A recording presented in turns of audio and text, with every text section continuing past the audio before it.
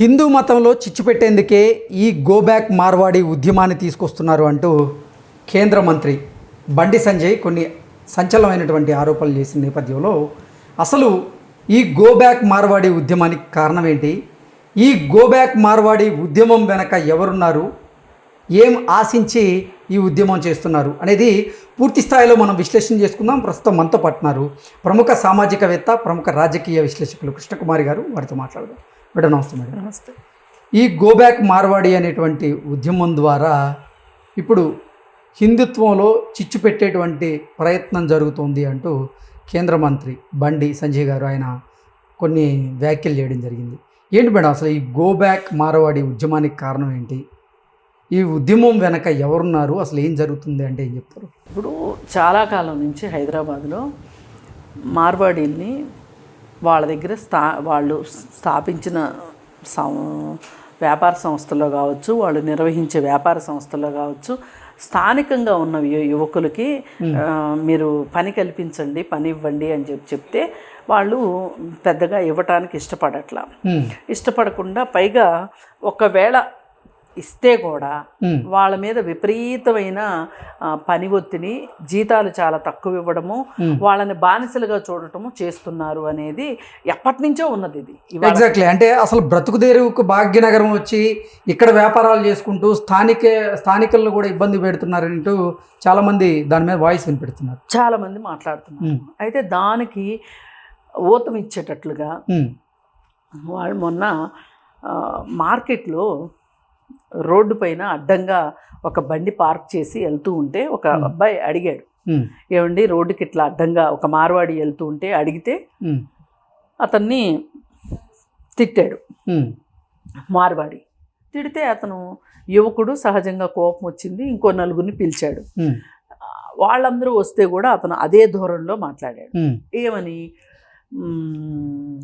వాళ్ళకేంటి అంటే కొంచెం మార్వాడీలకి వాళ్ళు అధిక కులము అని చెప్పి వాళ్ళకి అంటే పై కులం మేము అని ఒక పొగరు ఉంటుంది, వాళ్ళకి అగ్రకుల దురహంకారం ఉంటుంది. ఆ దురహంకారంతో అతన్ని కొట్టడము, పైగా ఇష్టారీతిని మాట్లాడటము జరిగింది. అంటే తక్కువ కులం వాడా అని అట్లా ఆ సెన్స్లో వాళ్ళు నీచ కులము అని మాట్లాడతారు, కింది కులాల వాళ్ళని. ఆ ఉద్దేశం ప్రకారం మాట్లాడడం జరిగితే ఇంకా అప్పుడు ఒక అతను ఏం చేశాడంటే ఇదంతా తెలిసి ఇది ఎవరో వీడియో తీసి సోషల్ మీడియాలో పెట్టారు. ఇది చూసి ఒక అతను పాట రాశాడు, అతను పాట పాడి సోషల్ మీడియాలో పెట్టాడు. ఈ పాటను చూసి టాస్క్ ఫోర్స్ వాళ్ళు ఇతన్ని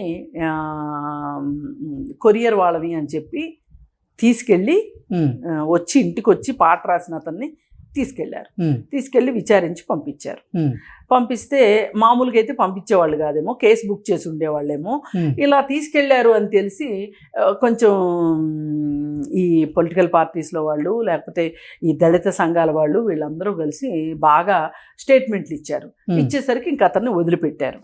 అయితే వదిలిపెట్టినప్పటికీ కూడా ఈ గోబ్యాక్ మార్వాడి అనేది మట్టుకు ఈ నినాదం బాగా పాకిపోయింది. హ్యాష్ట్యాగ్ ఇప్పుడు గోబ్యాక్ మార్వాడి అనేది ట్రెండ్ అవుతుంది. ఇలా మాట్లాడుతుంటే ఇక దీన్ని పురస్కరించుకొని మాధవీలత ఫస్ట్గా మొదలెట్టింది. గోబ్యాక్ మార్వాడి అని ఎలా మాట్లాడతారు, అసలు ఈ దేశంలో ఎవరైనా సరే ఎక్కడైనా ఉండొచ్చు, అది ఇది రాజ్యాంగమే చెప్తుంది. వాళ్ళకి సడన్గా రాజ్యాంగం గుర్తొచ్చింది బీజేపీ వాళ్ళకి. ఇంకా ఇష్టారీతిని ఆవిడ మాట్లాడి పైగా ఆవిడ ఇంకేమనిందంటే, ఏమి మార్వాడీలోని వెళ్ళిపోమని చెప్తున్నారు, ఏమి ఇక్కడ రోహింగ్యాలు ఉన్నారు, రోహింగ్యాల సంగతి ఏంటి, ఓవైసీ బ్రదర్స్ సంగతి ఏంటి, ఇంకా ఆమెకి ఆ రెండే మాటలొచ్చు, రోహింగ్యాలు ఓవైసీ బ్రదర్స్. ఇంకా వాళ్ళ మీద ఒంటికాల మీదకి వెళ్ళి ఆవిడ మాట్లాడిన తర్వాత ఇంకా మిగతా వాళ్ళకి చాలామందికి ధైర్యం వచ్చేసింది. ఆ దెబ్బతోటి వీళ్ళు మాట్లాడడం మొదలెట్టి వీళ్ళందరి మాటలు ఎలా ఉన్నాయి అంటే, అసలు ఇదంతా హిందూ మతం మీద, మాధవీలత హిందూ మతం దాకా వెళ్ళాల, ఆమెకి తెలిసిన ఈ రెండే కదా, రోహింగ్యాలు ఓవైసీ సోదరులే కదా అంతవరకు మాట్లాడేసి ఊరుకుంది. ఈ వీళ్ళు ఏం చేశారు, దానికి కంటిన్యూటీగా హిందువుల్లో చిచ్చు పెట్టేందుకే ఈ గో బ్యాక్ మార్వాడి ఉద్యమం దీని వెనక కమ్యూనిస్టులు ఉన్నారు, హిందూ మతంలో చిచ్చు పెట్టడానికే ఈ మాట మాట్లాడుతున్నారు, వాళ్ళు ఎంత మంచోళ్ళు మార్వాడీలు, అసలు వాళ్ళు రావటం వల్లనే జీడిపి పెరిగింది, ఇలాంటి కుంటివాదనలన్నీ చేయడం మొదలెట్టి మళ్ళీ ఈయన కూడా రోహింగ్యాల గురించి మాట్లాడటం మొదలెట్టాడు బండి సంజయ్.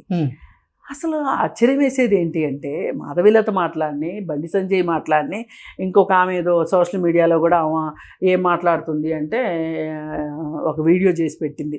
అసలు మార్వాడీలు ఎంత బాగా పెంచుతారు పిల్లల్ని, ఎంత పద్ధతిగా పెంచుతారు, మార్వాడీ పిల్లలు ఎంత చక్కగా ఒబ్బిడిగా పెరుగుతారు, చిన్నప్పటి నుంచినే స్కూల్కి వెళ్ళి వచ్చి వాళ్ళు వాళ్ళ బిజినెస్లో కూర్చుంటారు, వచ్చి చిన్నప్పటి నుంచే వ్యాపార మెళకువలు నేర్చుకుంటారు, అందుకే వాళ్ళు వ్యాపారాల్లో సక్సెస్ అవుతారు.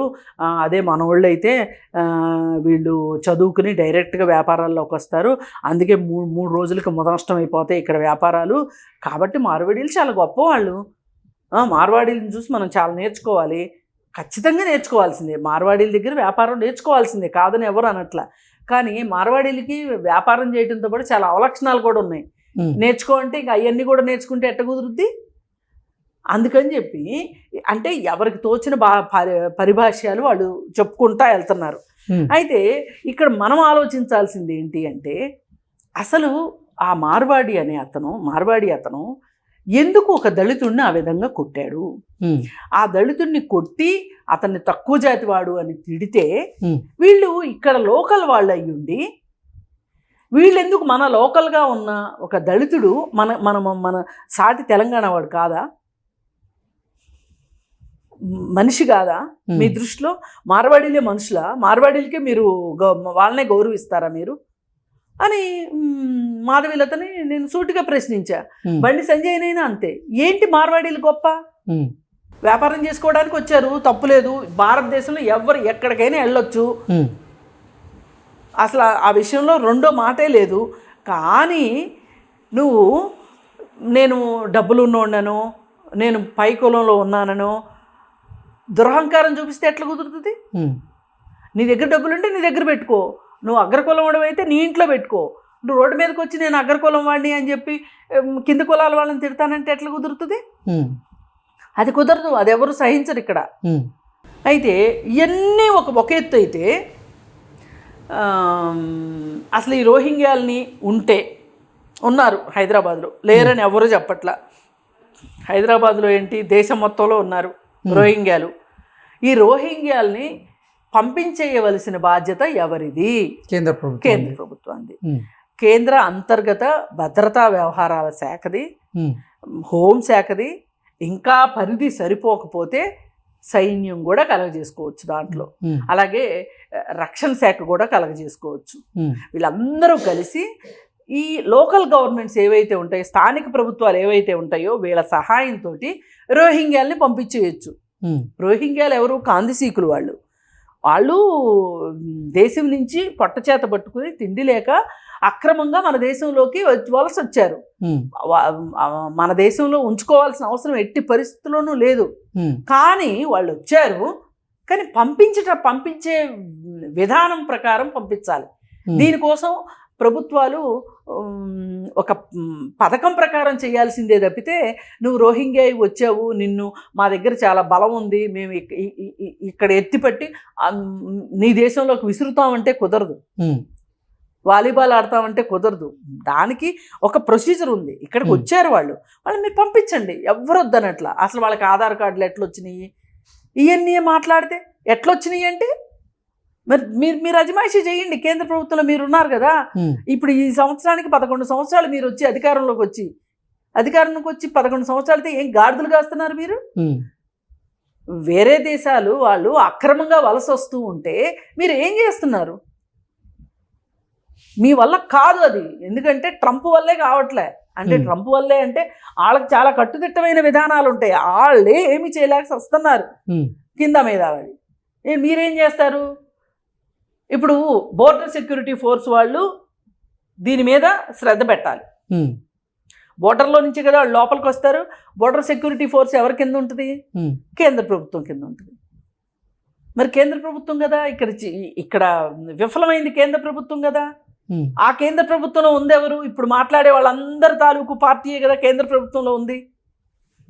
ఇది ఈ కథా కమామీషు. ఇవన్నీ సరిపోనట్టు బండి సంజయ్ ఇంకో పెట్ట కథ మొదలెట్టాడు. ఏంటి అంటే, అసలు మార్వాడీల గురించి మీరు మాట్లాడుతున్నారు కానీ మాంసం కొట్టే కటికి వాళ్ళు వృత్తికి దూరం అయిపోయారు. ఆ ప్లేస్లో రహీంలు వచ్చారు. రజక కులం వాళ్ళు బట్టలు ఉతకాలి, వాళ్ళ ప్లేస్లో ఇంకొకడు వచ్చేసాడు ముస్లిం వాడు. అన్ని వృత్తులు ముస్లింలు వాళ్ళు నిర్వహిస్తున్నారు అని మాట్లాడుతున్నాడు. అంటే ఈయన ఉద్దేశం ప్రకారం ఏ కులం వాళ్ళు వాళ్ళ కుల వృత్తే చేసుకోవాలి. బండి సంజయ్ చెప్పింది ఇదే కదా. ఓకే, ఇదే కదా చెప్పాడు బండి సంజయ్. కట్టికోళ్ళు మాంసం కొట్టాలి, రజకులు బట్టలు ఉతకాలి అని ఈయన చెప్పాడు. మరి అట్లయితే నేనేమంటానంటే, రాజకీయాలు క్షత్రియులే చేయాలి. నువ్వెందుకు వచ్చావు అసలు? నువ్వెందుకు రాజకీయాల్లోకి వచ్చావు? నీ కులం ఏంటి? నీ కుల వృత్తి ఏంటో నువ్వు అక్కడ ఉండాలి కదా. నువ్వెందుకు వచ్చావు ఇక్కడికి? రాజకీయాల్లోకి ఎందుకు వచ్చావు? మాట్లాడేదానికి సోయి ఉండాలి. నేను ఒక కేంద్ర సహాయ మంత్రినే. నేను ఎంత బాధ్యతగా మాట్లాడాలి. కులాలకు సంబంధించిన ప్రస్తావన, అన్ని కులాలు, అన్ని మతాలు, అన్ని జాతులు, అందరికి, పేదోళ్ళకి, డబ్బులున్నోళ్ళకి, వ్యాపారస్తులకి, అందరికీ నేను ఒక మంత్రినే, కేంద్ర సహాయ మంత్రిని అని ఆలోచించాల్సింది పోయి, ఒక విశాల దృక్పథంతో ఆలోచించాల్సింది పోయి, ఉచ్చగుంటలో చేపలు పట్టేవాడికి మాదిరిగా ఈ విధంగా మాట్లాడుతున్నాడు అంటే అసలు ఈయనకి కేంద్ర సహాయ మంత్రి ఎవరిచ్చారో నాకు అర్థం కావట్లే. అంటే ఇక మంత్రులందరి స్థాయి ఇలాగే ఉందన్నమాట. అంటే రజకులు ఎప్పుడు బట్టలే ఉతుక్కుంటూ ఉండాలా? కటికోళ్ళు ఎప్పుడు మాంసమే కొట్టుకుంటూ ఉండాలా? అంటే ఇది కుల వృత్తుల్ని ప్రోత్సహించేది ఎవరు అంటే మనుధర్మ శాస్త్రమే ప్రోత్సహిస్తుంది. ఓకే, వీళ్ళు అంత వెనకబడి ఉన్నారు. వీళ్ళు అసలు ఈ కాలానికి పనికిరారు. వీళ్ళు ఈ కాలంలో వీళ్ళు బతుకుతూ ప్రపంచాన్ని వెనక్కి నడిపించాలని చూస్తున్నారు. వీళ్ళు ప్రపంచం అంతా ముందుకెళ్తుంది. ఇవాళే శుభమాంసు గిల్ అని అతను అంతరిక్షంలోకి వెళ్ళిన అతనికి ఢిల్లీ ఎయిర్పోర్ట్లో స్వాగతం పలికారు. ఎందుకు మనం అంతరిక్షంలోకి వెళ్ళాలి ఈ లెక్కన? అసలు శుభమాంసు గిల్ది ఏం కులం అదేదో కనుక్కుందాం మనం. కనుక్కుని ఆయన కులవృత్తి చేసుకోకుండా అంతరిక్షంలోకి ఎందుకు వెళ్ళాడో కనుక్కుందాం. అసలు ఆయన మీద కేసేయాలి ఇప్పుడు. అంతేనా కాదా? అవును, మరి ఆయన కులవృత్తి చేయకోకుండా అంతరిక్షంలోకి ఎందుకు వెళ్ళాడు? ఇప్పుడు ఈయన మీద కూడా కేసేయాలి. అన్న వాళ్ళ మీద కేసేయకుండా మీరు వాళ్ళ పనులు వాళ్ళ మీద చేసుకుంటున్న వాళ్ళ మీద కేసేస్తారు. ఇప్పుడు ఆయన చెప్తుంది అదే కదా. ఇప్పుడు బట్టలు ఉతుకునే కులం వాళ్ళు బట్టలే ఉతకాలి, మాంసం కొట్టే కులం వాళ్ళు మాంసమే కొట్టాలి అని చెప్తున్నాడు. దానికి ముస్లిమ్స్ వచ్చేసారు. వాళ్ళు వచ్చేసేయటం వలన వీళ్ళకి వృత్తి లేక అల్లాడుతున్నారు అన్నట్టు చెప్పుకుంటూ వస్తున్నాడు మనోడు. మరి అంతరిక్షంలోకి వెళ్ళే కులం ఏదన్నా ఒకటి ఉందేమో మన దేశంలో, ఆ కులం వాళ్ళే అంతరిక్షంలోకి వెళ్ళాలేమో. శుభమాంసు గిల్ ఎందుకు వెళ్ళాడు? ఇందాక నేను చెప్పినట్టు అసలు ఈయన రాజకీయాల్లోకి ఎందుకు వచ్చాడు? క్షత్రియులు కదా రాజ్యాన్ని పరిపాలించాల్సింది. అందుకని ఎవరన్నా మనం ఏదైనా మాట్లాడితే ఎవరు ఖండించలేని విధంగా ఉండాలి, విమర్శించలేని విధంగా ఉండాలి, తప్పుపట్టడానికి వీలు లేకుండా ఉండాలి. అవి వీళ్ళకి ఎవ్వరికీ చేత కాదు. వీళ్ళ జ్ఞానమే అలా ఏడ్చింది. మిడిమిడి జ్ఞానంతో మిడిసిపడుతున్నారు వీళ్ళు. వీళ్ళు ఆలోచించేది ఇలాగే ఉంటుంది. కానీ మనమైనా సరే మొరటగా గో బ్యాక్ మార్వాడి అనాలని కూడా నా ఉద్దేశం కాదు. దాన్ని 100% సపోర్ట్ చేయాలనేది కూడా నా ఉద్దేశం కాదు. కాకపోతే ఇలాగ ఉన్న మార్వాడీలు మట్టు ఖచ్చితంగా గో బ్యాక్ అవ్వాల్సిందే. ఇక్కడున్న లోకల్గా ఉన్న వాళ్ళని, బలహీనుల్ని వాళ్ళకి తక్కువ జీతాలు ఇచ్చుకుంటూ, అలాగే వాళ్ళని తిడుతూ కులం పేర్లతోటి వాళ్ళని అంటే బలహీనులు కాబట్టి కొడుతూ ఉండేవాళ్ళు మటు ఖచ్చితంగా వెళ్ళిపోవాల్సిందే ఇక్కడి నుంచి. Okay madam, thank you.